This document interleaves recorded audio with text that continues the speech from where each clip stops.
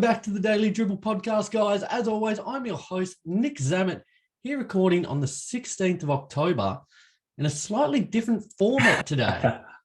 We've got the dynamic duo back, myself and Mr. Roy Hancock joining me today. How are you, mate? Yeah, good, mate. How are you? It is a bit different. We're first video format. We're not too sure how it's going to work, but it wasn't by design, was it? We kind of got thrust into the position. We did allude to over the last couple of months, we would be starting to integrate more video, content into the Daily Dribble. Yet, as of yesterday, Hobart, where we are based, was thrust into a 72-hour lockdown. So, unfortunately, that means we weren't able to record as a team today, and therefore Lee won't be joining us.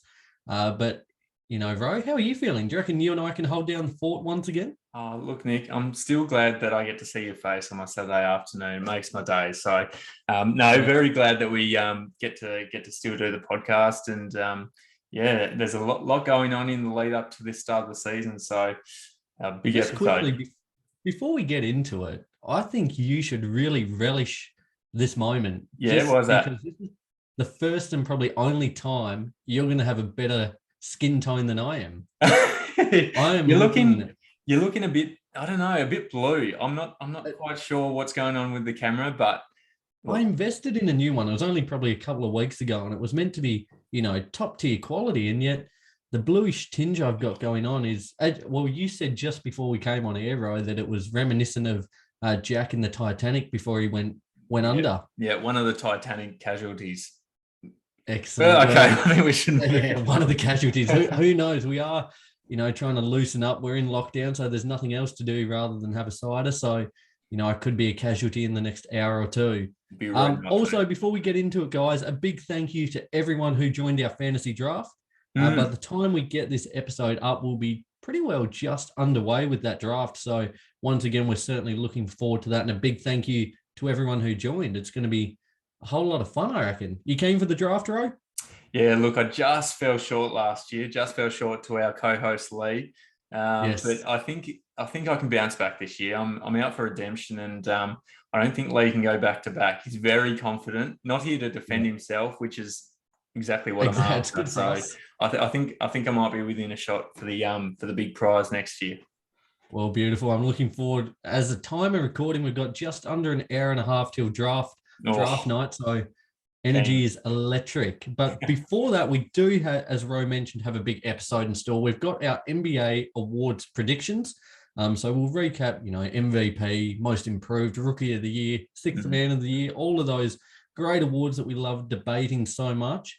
And it serves as not only this episode as, the final episode of season 2, but also it's a good episode to do just in terms of bragging rights at the end of the season. So, I'm all for tooting my own horn. So I certainly look forward to being able to give it to you guys once I get all my predictions correct. Likewise, Nick, you're a good one for predicting the future. I guess you've come through before with the Miami Heat a few seasons ago, and obviously Josh Giddey recently. So I think I'm going to be taking your predictions quite heavily, to be honest with you. I think you might be onto something. Good man, that's the spirit. Well, before we get into that, we do have a couple of odds and ends to get to, so I'll kickstart them. Go for it. Now, I've got one. Please excuse me. I'm just going to look at my phone for this, just because there's a lot to break down. But did you see the proposed 5-team trade that was put forth this week? I know Basketball Forever on Instagram, a quality page for all your basketball news. They put forward this week regarding Damian Lillard, Bradley Beal, Kyrie Irving. Did you happen to see that one floating around, Ro? You've got my attention, Nick, but no, I haven't seen that one yet as of yet. So go. Well, there's a lot to digest. So I'm just going to see what you think about this. So in this proposed 5-team trade, so Philadelphia receive Damian Lillard and Bradley Beal. Oof. The Nets receive my man, De'Aaron Fox, Lil Swiper, KCP, and 2 2023 second-round picks from the 76ers. Portland received Ben Simmons, Seth Curry, and Marvin Bagley, as well as a first-round pick from the 76ers and two first-round picks, should I say, in 2022 and 2023. Yep. the Wizards receive CJ McCollum, a 2024 first round pick from the 76ers, and a 2024 first round pick from the Kings. And for the Kings, they receive Tobias Harris, Kyrie Irving, and a 2026 first round pick from the 76ers, and a 2022 second round pick from the Nets. Now, goodness me, I'm more just not so much discussing the trade because there was so much going on. Yes, yeah. But whoever proposed this, like you and I have both fired up the trade machine at multiple occasions. Without much luck. Two teams is probably where we max out, isn't it? 3 if we're really feeling ourselves. But a 5-team trade, that's just unfathomable. It's a 5-team trade, but not only that, it's incorporated some of the league's superstars. Generally, you see these, 4 to 5 team trades, and they're incorporating draft picks and cash considerations, and definitely not these caliber type players. So I would love to see a trade like this go down. I feel like it's been too long since, a massive multi-team trade. The one that caught my attention, though, was, who was it? Bradley Beal and Damian Lillard both to Philadelphia. Really? Yep. Goodness me, there's a lot of firepower on that team. If that was backcourt, though, that's as about as good as you can get, I would say. That would probably put them right in that realms of, well, if this trade went ahead, it wouldn't be the backcourt anymore. But the Nets with Kyrie and Harden, that is top tier talent at its absolute finest. So, I guess I brought that up just for the fact, like, I guess it kind of feels like we could be headed that way, just a big trade to blow things up, because there are teams on the edge, Philly, the Nets with Kyrie at the minute, Portland, maybe breaking up that backcourt, that we could be headed towards a trade like this. So, yeah, I've just kind of mentioned that. So it could be something to keep our eyes out for. And should that eventuate, I tell you what, that's an episode all in itself, isn't it? You'd have to dedicate a full episode to that one, wouldn't you? But yeah, it's funny though, because these kind of trades are, it's possible that these kind of trades might happen in reality, but when we try to get them going on the trade machine, can't get it done. It's a difficult machine. I don't know if the listeners out there have ever tried using the trade machine, but let me tell you right now, it's no easy feat getting a successful trade. So anyway, that would be massive. Some news that I heard, Nick, throughout the week, which isn't anywhere near as exciting as that, but I guess we still have to mention it, is that Wendell Carter Jr., Orlando big man, has signed a 4-year, $50 million deal with the Magic. I guess we were talking about it the other week, weren't we? That they probably do need to offer him a bit of cash to make him stay, because without Wendell Carter Jr., they're in all sorts in terms of their big man stock. So I guess it's no surprise that they ended up opting to give him the cash. You know what's fascinating about this one, just on him, because I think we spoke about last week how it kind of feels like a year where they've got to iron out, is it going to be Carter or is it going to be Bamba who takes that kind of that starting role and the kind of, I guess, one of the centerpieces for the future. Yet in pre-season, they've opted to play both. So I believe it's Bamba in the center position and Carter at the power forward position. So they're trying to integrate both possibly, which, it's kind of took me by surprise and could prove interesting, I guess, once the regular season starts. How do they both fit on the court? I'm very skeptical about having them both on at the same time, but obviously Orlando have seen something that perhaps us as onlookers haven't actually seen yet. So I'm not too sure about playing them both at the same time, but what I am sure about is the need to offer him that $50 million deal, because they're in all sorts without him there. I agree. And I think in that regard, it'll only be a temporary, I guess, role until Jonathan Isaac comes back. But the Magic, certainly not a team to watch out for this season. Just a quick one now. I'm going to bash on them a little bit just because Lee's not here to defend them. Oh, here we go. I was waiting for this, Nick. The Charlotte Hornets, it's preseason, I know, but we can't kind of dismiss this. They suffered the biggest loss in NBA history the other day against the Dallas Mavericks, 127-59, going down by 68 points. Goodness me. That is just that's absurd. incredible. What's that? I wonder just quickly, what I'm not expecting you to have it on the top of your head, Nick, but what's the biggest loss in NBA history? It'd be getting up. No, that's it. That would be That's it. That is it. That is in the history of books now is the biggest loss. So I tell you what, like I know, as we said, it's preseason, but you can't help but, that's a little bit concerning, isn't it? As we saw, like a lot of these, like the rotations were chopped and changed for both teams. But if you're going down by 68 points, your score is doubled. Like it's a little bit concerning. I think it's the margin that's concerning. I saw a stat throughout the week that Milwaukee and Phoenix Suns both didn't win a game in last preseason, and they obviously both went on to play in the NBA Finals. But yeah, it's just that margin. Like how even in preseason do you go down by that much? It just seems like a local PYCY league.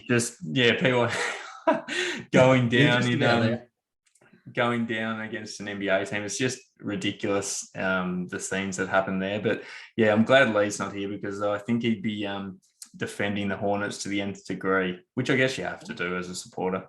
You do, but the Hornets are one of those teams, I think, like just from a lot of reports and a lot of things I've listened to, even over the last week since we spoke about it. Well, it would have been a fortnight ago because we did the West last week. But with our predictions, I feel the Hornets are getting slightly overrated. I think people are thinking they're a little bit better than what they are. I know we're all expecting LaMelo to take a big jump this season, building on what he did last season. But I think a lot of their success and a lot of their progress forward hinges on Gordon Hayward. Like it really does. Agree. But how reliable he is with health, like it just kind of hangs on the knife's edge, I think, their season. So it could either go one way where they're a pretty decent team, or they could be really mediocre, I think. So I just feel like he's not here. I feel like, Nick, and I'm not sure if you're in agreement with this, but I feel like they might be just overhyped by the simple fact that they are an exciting team, and they're a team that you'll probably tune in to watch highlights throughout the season. Yeah. But that's not to say that they're going to make it to the playoffs to begin with and then make any noise once they make the playoffs. So I'm not sold on them just yet. I think they'll be quite a fun team to watch, but certainly not good signs in the preseason, that's for sure. No, I agree with you wholeheartedly there. In other news, did you hear this? A big name. So the G League, it's kind of, I guess, starting to really develop as that kind of second tier to the NBA. Like we know it's a second tier, but it's really becoming a pathway and building quite a lot of solid talent within it and becoming a genuine pathway for players to jump into the NBA. But during the week, it was announced Zaire Wade, Mr. Dwayne Wade's son, will be joining the Jazz's affiliate team, the Salt Lake City Stars. So certainly a bit of name firepower there, and certainly it's going to be interesting to see what he can do on the court for them. Is that a coincidence? Is that a coincidence, though, Nick, that he's got a gig on the Jazz after Dwayne Wade has part ownership in the Jazz? I don't know, but to be honest, I'm really glad to see Zaire in even in the G League. Excited to see what he can achieve. He showed really good signs, in high school and Canyon there. In that dream team over there. So really keen to see what he can do.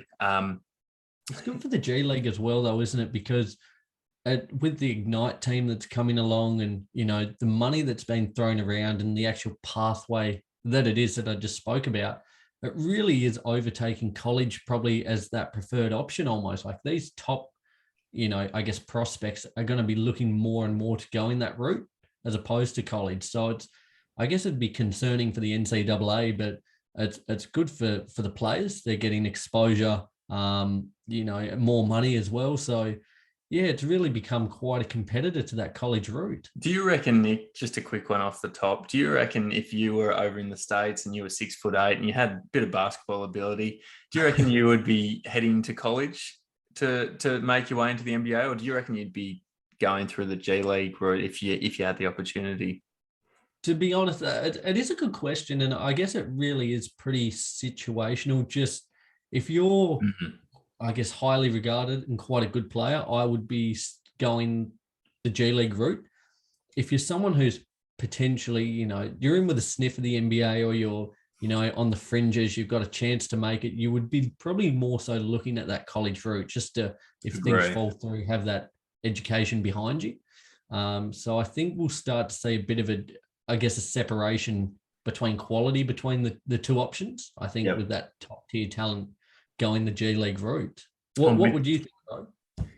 I've always wanted the US college experience, regardless of whether basketball was the end goal or not. So I think I just have to go down that route. I feel like if you miss out on that, you miss out on like an integral part of, growing up in your life. So I think I'd go the college route. But I can certainly see the college route.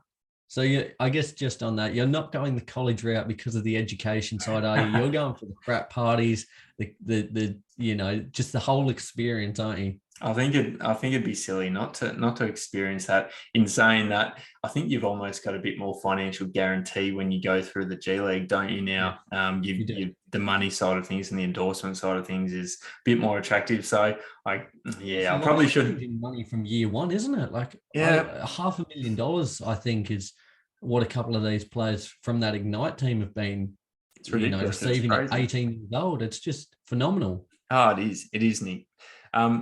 Just moving on quickly, a guy who's been in the headlines for the majority of last week, Kyrie Irving. Shams reported that he won't be offered a new contract by the Nets. I guess following the recent off-court drama that has come with Kyrie over the last week, but probably more so the last year and a bit. So yes, it's no surprise, is it? Like, you just couldn't have given him any more guarantee that he was going to be at the Nets after this year, after what's unfolded over the last week. And I guess for him, it's probably a poor time for this to be happening, just because there are other kind of fish in the pond. Like, we've seen Damian Lillard, CJ McCollum as potential options out, Bradley Beal. There are other high quality players that could fill his role. So I guess they don't really need to take that chance on him just when he's not going to play this season unless he gets vaccinated. So it really kind of puts a dent as well in the Nets' chances. And I don't know if it might tie in with what we do later when we predict our finalists, but it's a huge loss for them. I think so. I'm with you, but it's nothing new with Kyrie, is it? He's always been the center of attention, particularly after leaving Cleveland. He's always chased those headlines, and he wants to be a part of the media's ongoing role in the basketball community. So you can't help it. Typical. No, you can't help it but get involved. And I do. We kind of saw Andrew Wiggins, I guess, not fold, but kind of gave in and got the vaccination. I guess you can't fault Kyrie for sticking true to his guns, what he believes in at the moment. Time would tell if that changes once a regular season starts, but he has held quite firm in his beliefs so far. It's quite interesting, just quickly, that Andrew Wiggins changed his point of view, because the reason he wasn't getting it done was supposedly due to his religion, which obviously is fine. Everyone's got their own beliefs, but he's turned his back and ended up getting the vaccine. I guess the money obviously came into the equation. He found that higher power, didn't he? Didn't want to lose the bag. So people got different priorities, and Andrew Wiggins decided to put basketball ahead. Well, there you go. Ro, I'll move ahead as well. Just touching on your boys, the Beantown Boys. They've had a bit of a disrupted. We're less than a week away from the start of the regular season. During the week, Al Horford has joined Jalen Brown in contracting the COVID virus. Now, this certainly disrupts their preparations, doesn't it? Given, that I guess reintegrating Horford back into the team, they've kind of got a few moving parts that have, gone. Fournier, Walker, bringing in new pieces. This certainly hinders their start to the season. Yeah, they needed everything to go right, particularly in their preseason. So it certainly hasn't been a good start to the year.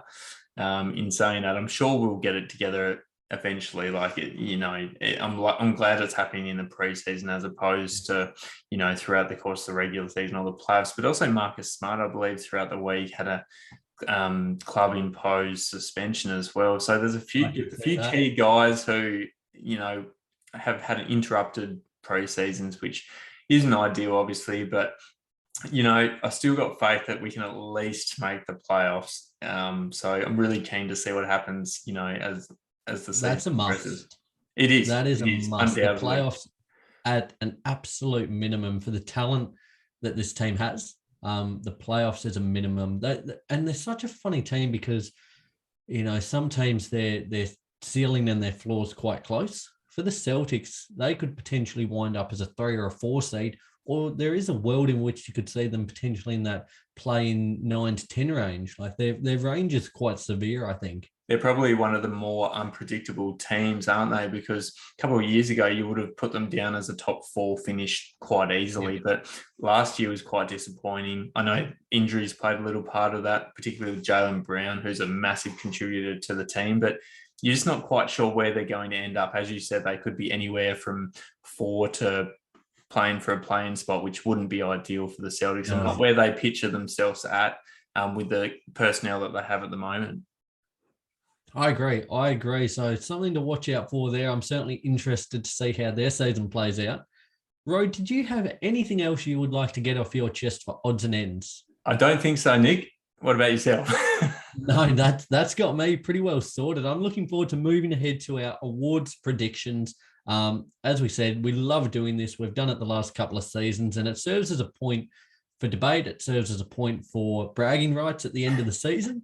Unlucky for Lee, given the fact he's not partaking in today, so he gets no bragging rights whatsoever. So it'll be a duel to the death between you and I, Ro. But as we've done in the last couple of episodes, guys, we would love to hear what you think about our predictions, where we went right, where we went wrong. So be sure to let us know what you think on our socials. I don't know. I think we could have a couple of surprise ones potentially. So, have at us if you think we've dropped the ball on these ones. Well, it's an unpredictable season on the way, I reckon, Nick. So it is. These season awards could go any which way for all of the awards. I actually had a lot of trouble choosing a definite award recipient for every single award. So interested to see who you've gone with. Well, we might start with your predicted title winners. Not an official award on the ballot as such, but yeah, I'm interested. We've spoke about it over the last couple of weeks, who our predictions are, but, given recent developments, your opinion might have changed. So, Ro, who is your predicted title winner? This year, it could have gone any which way. Probably a week ago, before, or 2 weeks ago before the Kyrie Irving news took full flight, I would have said the Nets would have been a mile ahead of the next team, even with the Lakers recruitments. Yep. But I'm actually very, very high on the Lakers this year. It might seem like an obvious pick and it might seem like a boring pick, but I think at the end of the day, they've recruited to win a championship, and all going well with injuries. I think injuries plays a massive part in not only where they finish within the regular season, but definitely in the playoffs. Like if they're fit and firing come the playoffs with all their pieces that they've recruited, I think they're going to be very hard to stop. I think I really struggled to rule the Phoenix Suns out of this as well, because I think they'll be out for redemption this year after last season. So they're obviously not a dark horse, but I think they're a team who will be very, very close behind the LA Lakers, Nick. Well, that kind of ties in. I was going to pose this just after I said my predicted one, but while you're on that tangent, I might just tie that in. Did you have, so the Lakers are your pick, do you have a dark horse prediction, Roy? Dark horse, I think it's hard to say whether they're a dark horse or not. I think in the East, I think Miami will be right up there again. I think even though they weren't terrible last season, they dropped off slightly after their finals appearance the year before. I reckon they'll be right up there. And I think they're certainly a team to watch. Well, I just spoke just before we said this. I said these are normally a great point of debate. Roy, we're pretty in sync with this one, because for my dark horse, I believe Miami. I think for the regular season, they're going to be probably around that 3 to 4 mark. I don't think they quite have that depth to get them into that Brooklyn, Milwaukee range. Great. And I think in playoff time, when that rotation shortens to 8-9 players, they are poised, primed and ready to get back to the finals, possibly. I think they're going to be a tough out. Once we see Vic healthy again, I think the additions they made in the offseason, PJ Tucker, Marcus Morris, you adding Cole Lowry, they're really in a good position going forward. But for the title, it is, I guess it's somewhat biased, but I do believe the Lakers as well. I think health is the big key factor that's going to determine the fate of their season. We've already seen just in the last week or two, Taylor Horton-Tucker, Trevor Ariza go down. So it's a little bit concerning on that front. But if they can stay healthy, I just think once in that, after a couple of months playing together, they'll iron out their system. Russ, AD, LeBron, they'll all be in sync. I think they're the team to beat, and especially as you said, Roy, now that Kyrie, the development that's taken place with him has occurred, I think they're certainly the team to beat going forward.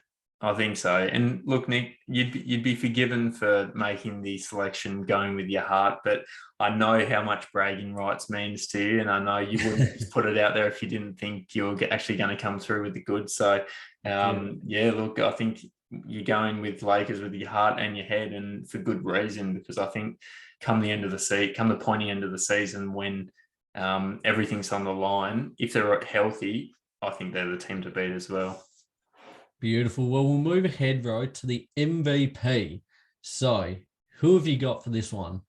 MVP, another one of these awards which could have gone plenty of different recipients. Look, Nic, I've gone with Kevin Durant this year for the MVP. For the games that he played last season, he was right in contention for the MVP.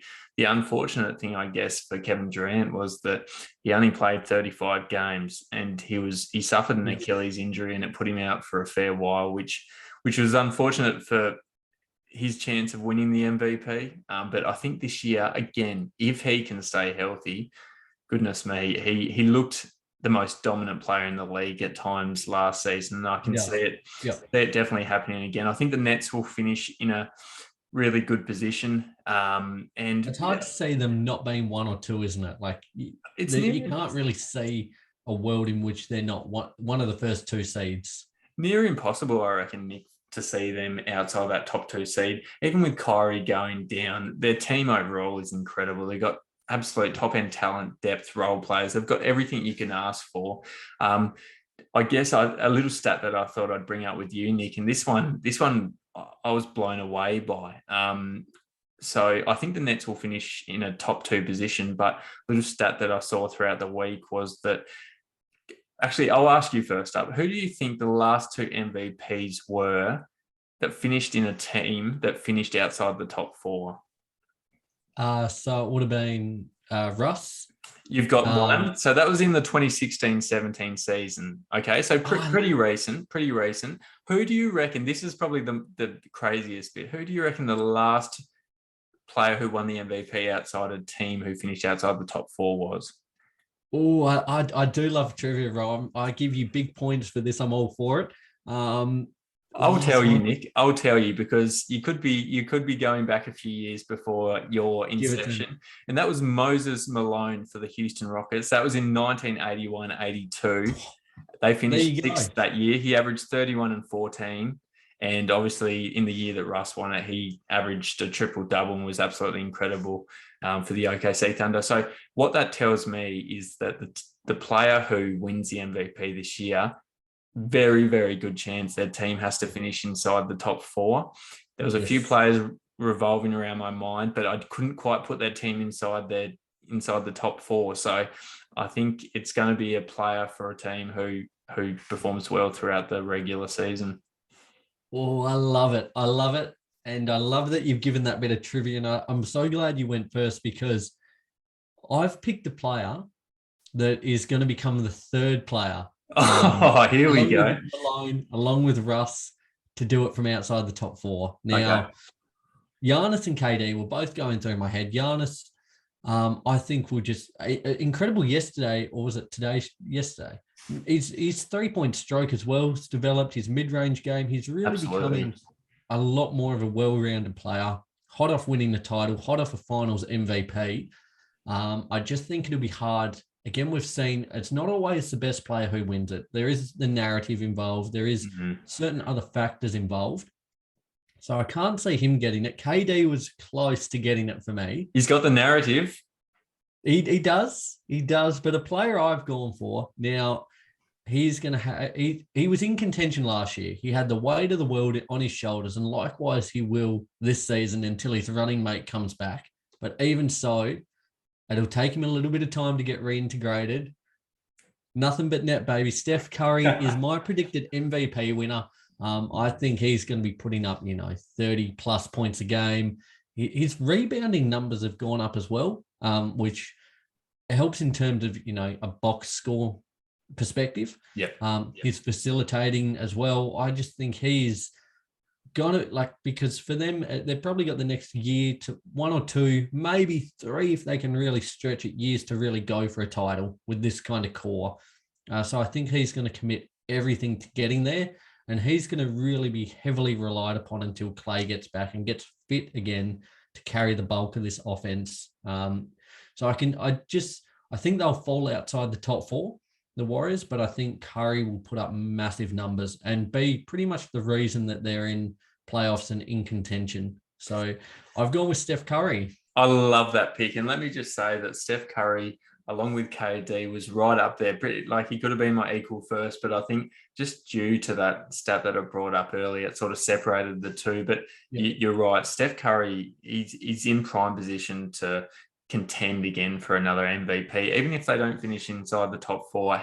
We saw last season just how valuable to the Golden State Warriors he is. Without them, even having Klay Thompson on the team, even having Andrew Wiggins, Draymond Green, they just wouldn't finish anywhere as favorably as they do with Steph Curry in that team. So love that pick. And we keep mentioning it. We mentioned it last week on our Western Conference predictions. Be sure to check it out if you haven't already. I had a lot of fun doing that one. But the Warriors are such a funny team because they really are in no man's land to a certain extent with just what they're doing. Are they going for it now? Are they building for the future? They're one of the few teams who are trying to do both at the same time. So I'm really interested to see how that plays out. If things maybe, they're one of those teams that could make big moves during the season.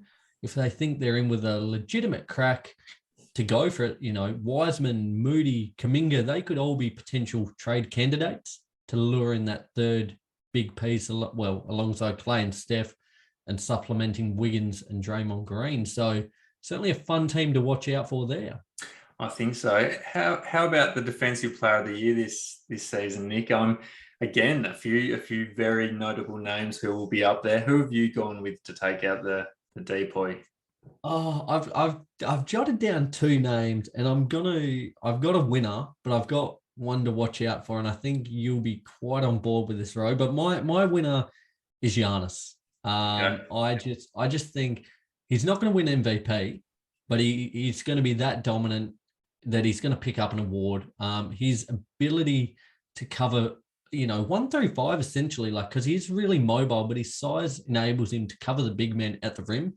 I think he's going to collect that award once again. I don't see a world in which he won't pick up an award this season. His growth in his game, he might not have the narrative for the MVP, which we just mentioned, but he's going to pick up some hardware. And I think, whether it's, correct that he is the best defensive player this year or not, I think he'll be the name on the trophy at season's end. But one to watch out for, no, I'll let you go in case this is you've got this, man. So who's your pick? It's certainly one to look out for, but he's not underrated at all.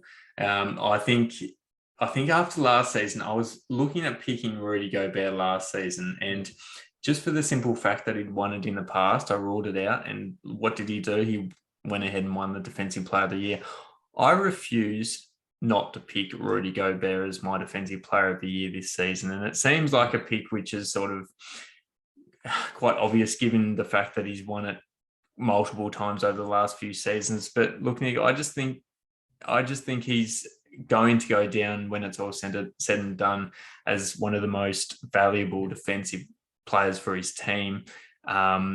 And there's sometimes a reason why these picks are so obvious, isn't it? Because they are the best at what they do. So I think so. And I think the other thing is, in the past, I've kind of looked at more attractive options in terms of players who provide more on both ends. So I've gone in the past, Anthony Davis, I think, and Giannis, obviously, who I think will definitely be up there. But he's proved me wrong year after year, and he's taken it out year after year. The other thing with Rudy Gobert, I'm not sure if you're in agreement with me with this, is that I feel like to a certain extent, he's still underrated given the fact that A, he's on a smallish market team, and B, he's behind Donovan Mitchell in terms of being a superstar in the league. I still think even though he's won Defensive Player of the Year multiple times, he still goes under the radar, and I think he's in prime position to win it again.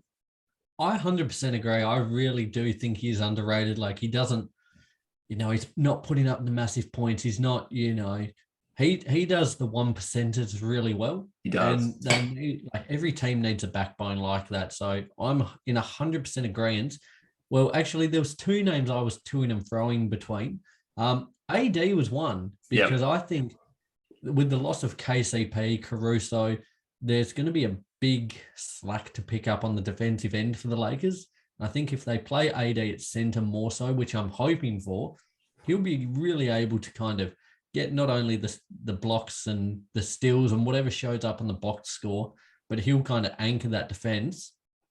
But the other name, my real smoky row, this has kind of become more, I guess, justified given the Ben Simmons situation. But your guy, Matisse Thybulle. I love this. I love it.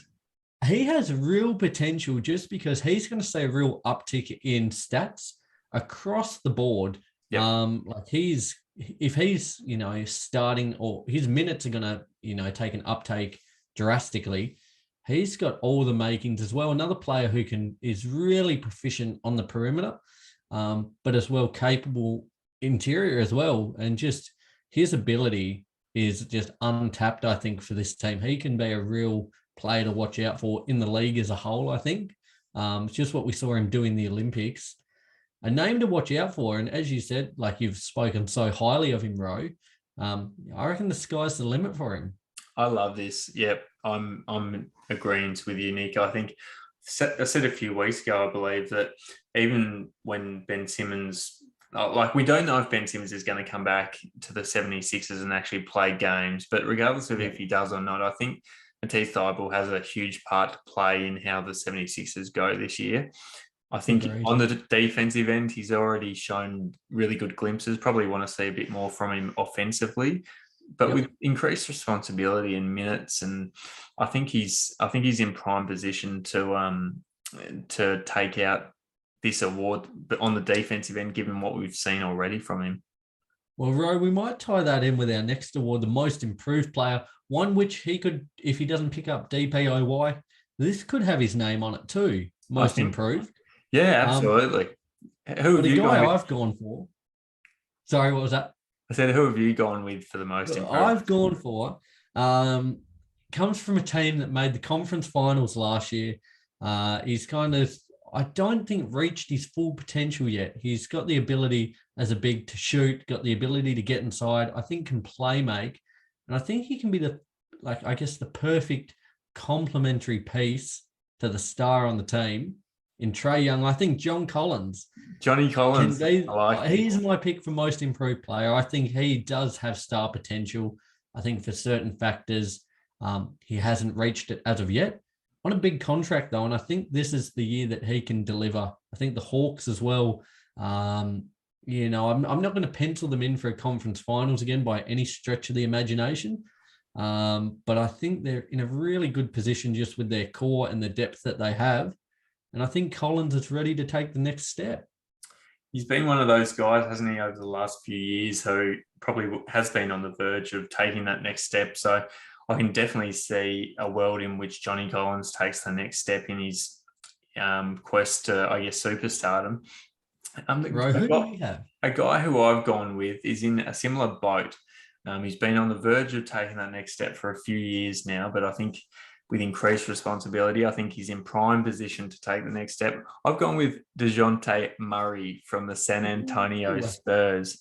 Yeah. So when you think about his time in the league, he's always been in the shadows of someone else. So I guess so far throughout the course of his career, he's been behind Kawhi Leonard in the early parts of his career, and he's been behind DeRozan, I would say, as well over the last few years. But I think this is his time to shine.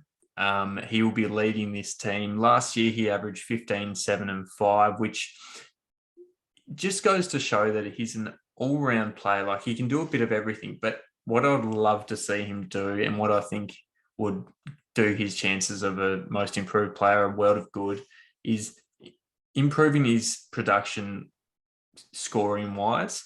So maybe increasing his points per game to maybe 20 to 22 points a game, thereabouts.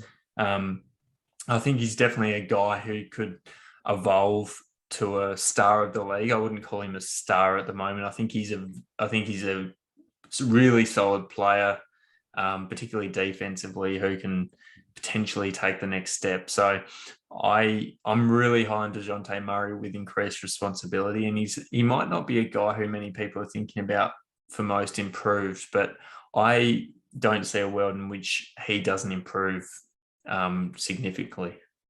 Yeah, I agree with that. And really, it's almost a necessity because for the Spurs, probably with Pop, it's their last roll of the dice, and they need someone to carry this team. They don't have, now they've lost DeRozan, any real offensive weapons, and someone does have to fill that void. And I think out of all the candidates, Walker, I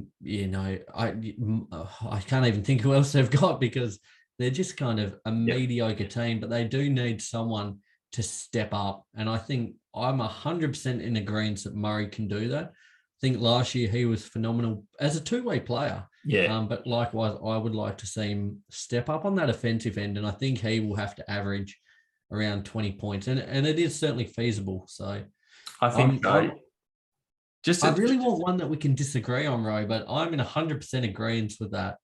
Just a quick dark horse, like a very, very dark horse. I think Lonzo Ball as well this year is another guy you should be looking out for, particularly given what we've seen so far in the preseason. He looks to improve that shot a hell of a lot in comparison to what we've seen in previous years.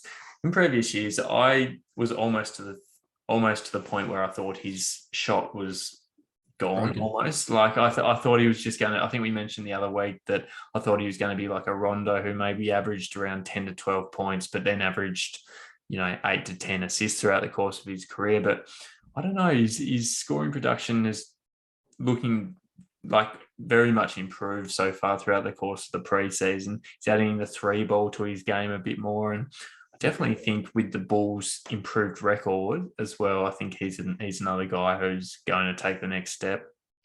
I reckon the Bulls are one of those teams, like they've got a lot of top tier talent now, Vooch, DeRozan, Levine, Lonzo. They could be a team in which they don't have a player, like Levine's probably the main scoring threat, but they could have like 4 players who are averaging close to 20 as opposed to one who's scoring 30 and for sure followers in behind them. I think they're just a really well-rounded team and have a lot of options to go to. So, yeah, they've certainly shown out in pre-season. Looking forward to seeing what they can do in the regular season. I'm with you. Ro, we'll go ahead to just quickly, a little bit of, I digress slightly, but for all podcasters out there, for us, we've spoken about doing more video content. Ro, sometimes during our normal recordings, we have the ability to kind of pause, stop and start episodes.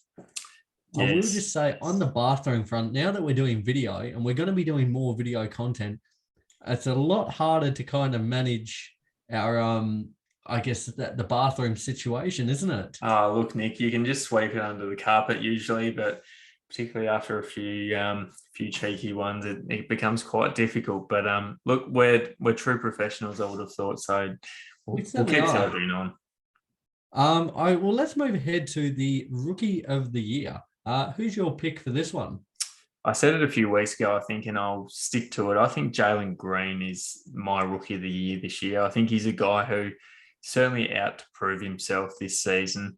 You wouldn't think that a guy who had been picked up in the draft at the second pick would have, anything to prove. But I think he really didn't like the fact that he went behind Cade in terms of being picked up. I think and I love that. Oh, so do I. I think it's incredible, and I think it shows his confidence and belief in himself. But I certainly think he thought in his own head that he deserved that number one pick. So I think Jalen Greene will come out swinging this year. I think he's a ready-made NBA player. And I think we'll see that in very early days with the Rockets. I think he's more than capable of taking the lead alongside, I guess Porter Jr. would probably be the other guy who has to take the lead on this team. Wood as well. He's another guy who's probably going to have to step up into superstardom. But I think he's no doubt going to get plenty of minutes, which will help his cause in terms of showing what he's got to offer. And I think one of the things that just separates him from the remainder of the rookies in the draft is he's just got no fear whatsoever. He just seems like a guy who is just going to come in from day dot and, act as if he's been there for years and years, which I think it's a really good trait to have as an NBA player, because I think from the get-go, you do have to have some sort of confidence about you to succeed in the league, or else you get found out quite quickly. So I think I'm really looking forward to seeing what he can do this year. I've got to follow him behind you because I am 100% agreement. I think Jalen Greene, what he's shown just to be honest, I'm not sure, I haven't read any reports of any injuries or anything of the kind. I've been disappointed at the lack of Cade Cunningham we've seen in the preseason. But I'm all for Jalen Greene. I love a bloke who's not content. If you're number two, you're just the first loser. And I think that's the mentality he's got. Yes. And he's going to be given the keys to this team, no doubt. Not very often you see a rookie put up big box score stats, but there's not, we mentioned Porter Jr., we mentioned Wood. They don't have many other options. So he's going to be given a free license to put up points on the board. And I guess in Rookie of the Year, that shows, wins are irrelevant. But if you put up stats, which I think he will, you're in with a pretty good chance. So it's hard to see past him, but he is my pick. But I'm also rooting for Josh Giddey. I do believe. Imagine if he won it. That would be. I don't know. Given the fact that you were on his boat from day dot, and if he were to win it, that would be incredible. I think we'd have to give him the crown. I've got to ride him, and what he's shown in preseason, even commentators are just really surprised at his playmaking ability. I think, and a big part of Rookie of the Year is having those highlight plays that show up on, Bleacher Report, ESPN, wherever else. His passing vision is probably one of arguably the best in the league. So I think he's going to be able to, I guess, cover all bases. He nearly put up a triple-double the other day.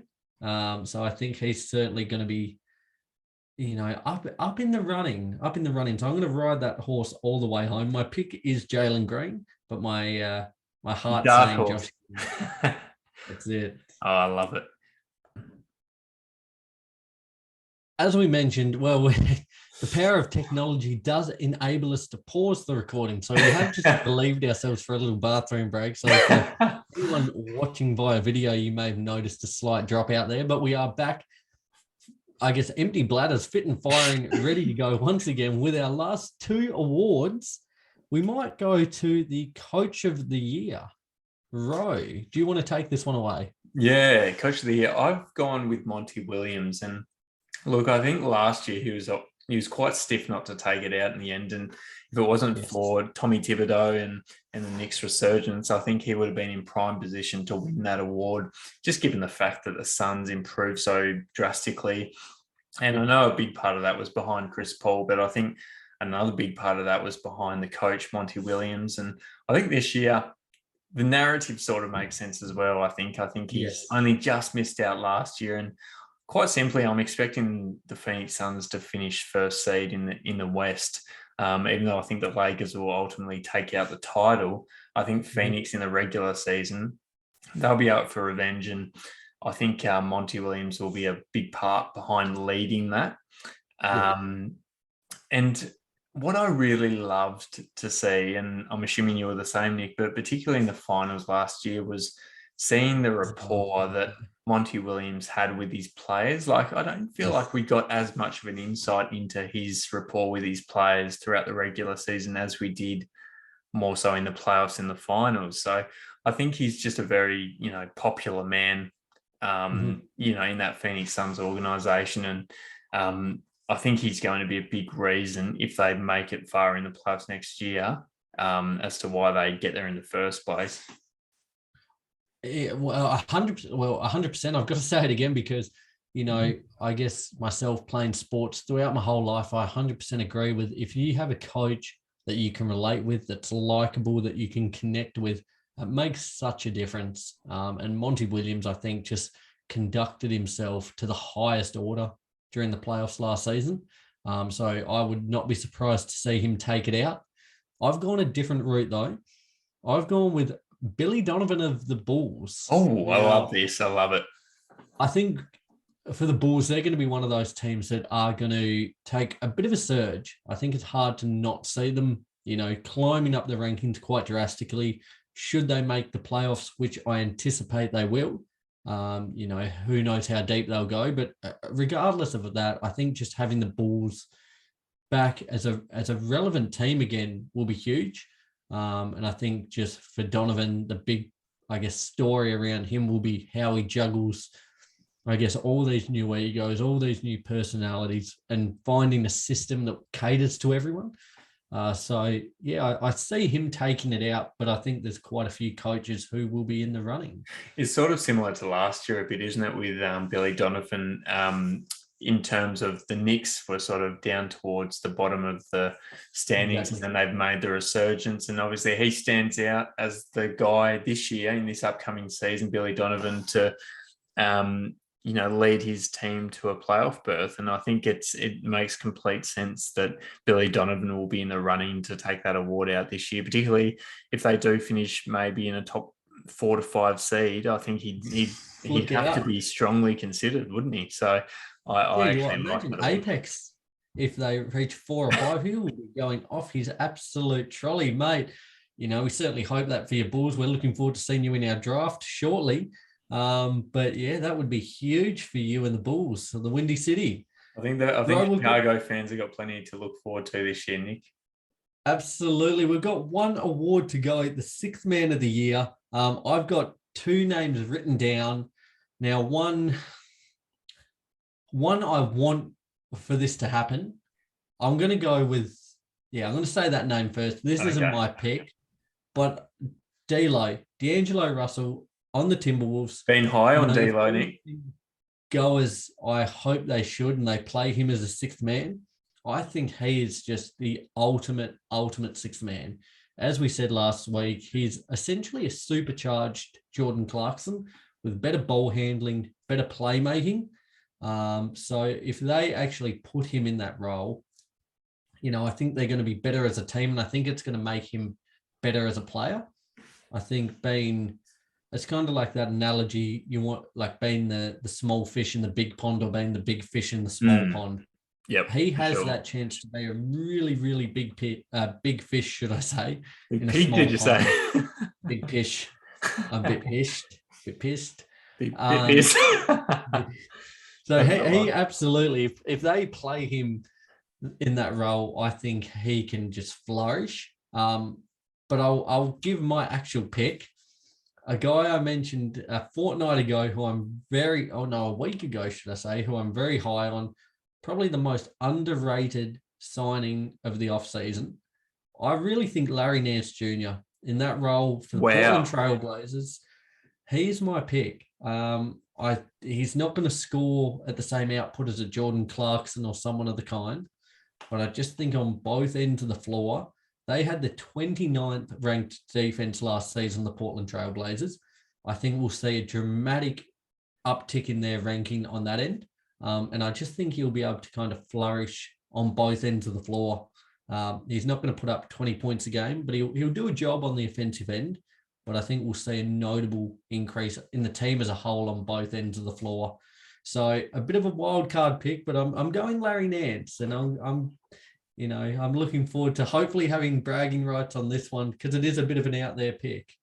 Yeah, I was about to say, look, it's not necessarily a name that comes to your mind immediately when you think of six man, but look, Nick, credit to you because you've been very high on Larry Nance over the course of particularly this preseason and before the upcoming season starts. So I'm very intrigued to see what he can produce this year and to see if your hype surrounding him, if he will actually live up to that. I hope he does because as we were saying last week, for large parts of his career, he's just been a guy who's, done a massive dunk or two throughout the game, and he provides a few highlights, which is fun to watch, but he's not necessarily been a super valuable player. And mediocre player on a mediocre team, I guess. Agree. So hopefully he'll have the chance to flourish a little bit more on a team that's got winning capability. I like that pick. My pick, Nick, yeah, you could say it's more vanilla than your pick, but I think unlike the MVP, the Six Man of the Year award is an award where recency bias doesn't really come into the equation all too much, does it? It's not really an award where you're disadvantaged too much for winning it the year before. I guess you can look at guys like Lou Will and Jamal Crawford, for example. They've won it multiple times throughout their course of their career in succession. So I think Jordan Clarkson for mine. I think he's going back to back. I think nothing he showed me last year said that he couldn't do this again this year. He's honestly unlike anyone else in the league, I reckon, just in terms of his offensive production off the bench. He's so destructive. He's a guy who could probably perform just as well in the first unit, but a guy like that coming on in the second unit, it's almost unfair. He averaged 18 points in 26 minutes last year, expecting similar output this year. As I said, nothing showed me that he can't back it up. And the other thing is, I think the fact that Utah will finish so well again in the regular season, I think it bodes pretty well for his chances to go back to back again, because I think he, alongside Joe Ingles as the other main contributor off the bench for Utah, they'll be big parts of the reason why they finish as well as they do. So sorry for the boring pick for the listeners out there, but I think Jordy Clarkson's backing it up this year for Six Man of the Year. It's hard. Like, I don't think anyone could argue with you. Like, he is the perfect piece to bring off the bench for that team. He's given, like, by Quinn Snyder, they're just full 100% go ahead to just shoot at will, to just be an offensive absolute weapon. And that's what he does. And he does it so well. Being able to bring him and Ingles off the bench, like, what an absolute luxury that is. I don't think, I guess just coming back to that point you made, MVP often have a narrative. We've seen Lou Williams and Jamal Crawford, the two names you mentioned, so often go back to back. I certainly think Clarkson would be the bookies' favorite, no doubt. I think he'd probably be quite a short favorite, but you can obviously see why, because as I was saying before, in the past, it's not like with the MVP where the narrative and the recency bias does come into play. The same player can often win it in back-to-back years, or recently, I think who was it? I think maybe Lou Will won a few back-to-back a few years ago, and same with Jamal Crawford. So as you said, you've got not only the scoring output, but you've got the team winning. Like, it's such it is a huge part. I think for pretty much like most awards, maybe most improved, not so much. Rookie of the Year, it's irrelevant, but MVP and Coach of the Year, things of the kind, winning is such a huge factor. So, he's certainly got that going for him, because Utah, regardless of what happens in the in the postseason, should I say, they are going to put up wins in the regular season, and it does play an impact. Oh, absolutely. Yep. And I think my prediction is you'll see that at the end of this year, and Jordy Clarkson, well-deserved six-man back-to-back, I reckon. It's hard. It's almost like I'm happy, but I'm also upset. We almost did need Lee, hopefully, because he's an out there guy. He loves dressing a different way. He's an out there character, and we love him for that. Hopefully, he would have had some more out there picks, because you and I were pretty in sync, I believe. Like a lot of our picks, like I think you'd probably feel the same way. Correct me if I'm wrong, but like with your picks as well, like I'm pretty in sync with. I might have a different answer, but the answers you've picked, you can certainly see a world in which they all come to light. I think you're spot on, and yeah, you're right about Lee, aren't you? Like he's the member of our group who isn't afraid to put his balls on the line. I know we make a few sort of outlandish calls from time to time, but he likes the big call, and he doesn't back away from it. So I think we'll still get Lee's. Call was going from the Wizards to the Hornets, wasn't it? Imagine changing the team. It's unheard of, isn't it? Like I couldn't imagine a world in which I swap from Boston to another team, even if we were last in the seedings for bloody 3 years straight. It's just, I don't know. You get ripped apart, but Lee wasn't scared. And look, we'll still get Lee's picks, I reckon. I reckon we'll get him to send them through, and we'll put them in the post that we make in a few days' time. But geez, there's a lot to look forward to. This has just made me even more keen for the upcoming season, Nick. Like there's so much unpredictability. As I said, with the majority of these picks, wasn't 100% sure of the person I was opting to go with.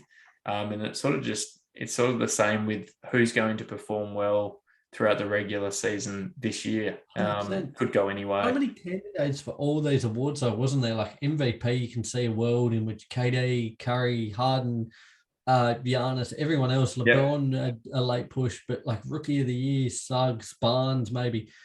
All these awards have so many potential winners. It really did make it quite a difficult exercise. Oh, absolutely. It's only what, a few days more until we get to see it in full swing and get to see if we get the bragging rights at the end of the season. Gotta hope I get this one. Oh, I'm hoping to. If I get one, I'll be stoked. I guess a big congratulations to us. A big congratulations to the listeners. We survived another off season. We did it. We got through it. Ball will be back by the time we speak next week. The off season, I don't know about you, Ro, but I feel as if it's gone quite quickly.